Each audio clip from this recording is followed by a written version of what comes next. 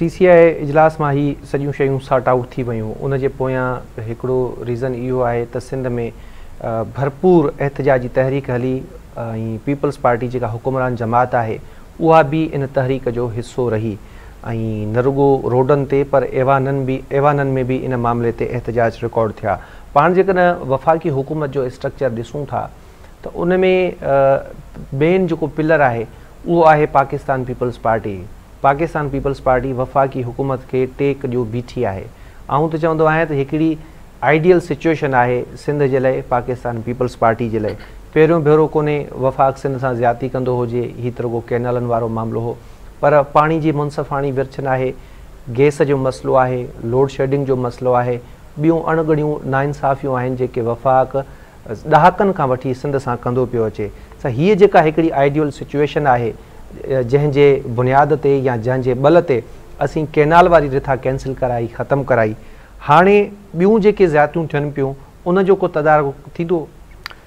तव्हां ॻाल्हि कई त पीपल्स पार्टी बि हिन कैनालनि जे मामले में पिणु हिसो रखियो ऐं किरदारु अदा कयो। मां सम्झां थो त पाकिस्तान पीपल्स पार्टी जी जिदोजहद करे अॼु कैनालनि जे मनसूबे खे हक़ीक़त में दफ़न करे छॾियो।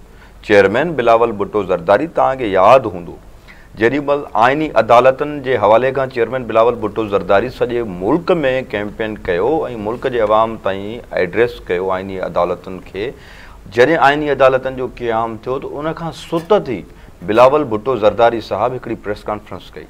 उहा प्रेस कॉन्फ्रेंस कंदे बिलावल भुट्टो ज़रदारी साहब इहो चयो त मां आइनी अदालतनि जे इशू ते मसरूफ़ हुउसि ऐं मुंहिंजे मसरूफ़ियत जो फ़ाइदो वठी कैनालनि जे मामले ते मनसूबा ठाहिया विया आहिनि जंहिंजी आउं मुखालिफ़त कयां थो ऐं सूबनि खे बहितर तरीक़े सां रज़ामंदी सां इहे फ़ैसिला थिया वञनि। हाणे मां तव्हांखे क्लियर कराइण इन जे लाइ चाहियां थो त तंहिं टाइम किथे बि का जिदोजहद कोन पई हले, तंहिं टाइम किथे बि का ॿिड़क बाहि जी न ॿरी हुई, किथे बि आवाज़ न हू रेज़ थींदो हुयो। इहो बिलावल भुट्टो ज़रदारी जॾहिं इहो प्रेस कॉन्फ्रेंस कयो तॾहिं क़ौम जागी। उनखां पोइ 27 डिसंबर ते, हालांकि ॻाल्हि त 8 जुलाई जी कंदा रहिया आहिनि, 27 डिसंबर ते सदर मुमलिकत आसिफ अली ज़रदारी सदर आहे मुल्क जो हेॾे वॾे क्राउड खे तक़रीर कंदे चवे थो त सिंधूअ जे पाणीअ खे कंहिंखे कब्ज़ो करणु कोन ॾींदुसि। उनखां पोइ तव्हां ॾिसो त हीअ सभु जिदोजहदूं पिया थिया, दोस्त निकिता, सिविल सोसाइटी निकिती, शागिर्द निकिता, वुकला निकिता, सभु निकिता, पर जेको तव्हां चओ न हिसो आहे, मां चवां थो पूरो किरदारु पीपल्स पार्टी जो आहे। पीपल्स पार्टी सिंध जे अवाम खे जागरायो। उनखां पोइ जॾहिं दोस्त रोडनि ते रस्तनि ते बंदि करे वेठा त पीपल्स पार्टी उन्हनि खे तंग न कयो, उन्हनि जे आवाज़ खे अञा मज़बूत कयो।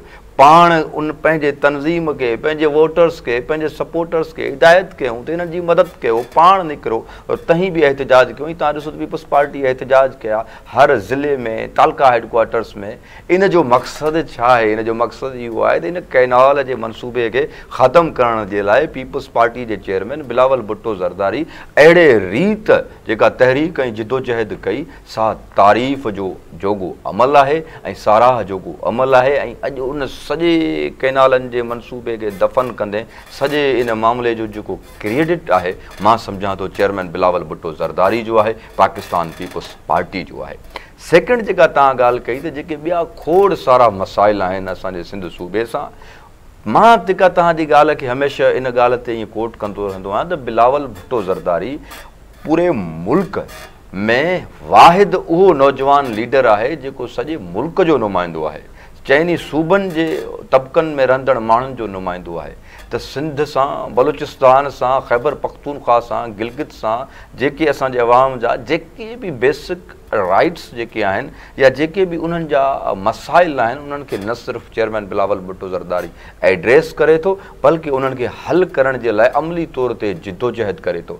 ऐं तव्हां ॾिसंदो उहो ॾींहुं परे कोन्हे को जॾहिं चारई सूबनि जी अवाम बिलावल भुट्टो ज़रदारी जी क़यादत ते एतमाद कंदी ऐं बिलावल भुट्टो ज़रदारी खे वज़ीर आज़म बणाईंदा ऐं पोइ तव्हीं ॾिसो त इंशाअल्लाह ताला कहिड़े रीत चेयरमैन बिलावल भुट्टो ज़रदारी सॼे मुल्क जी ख़िदमत करे थो।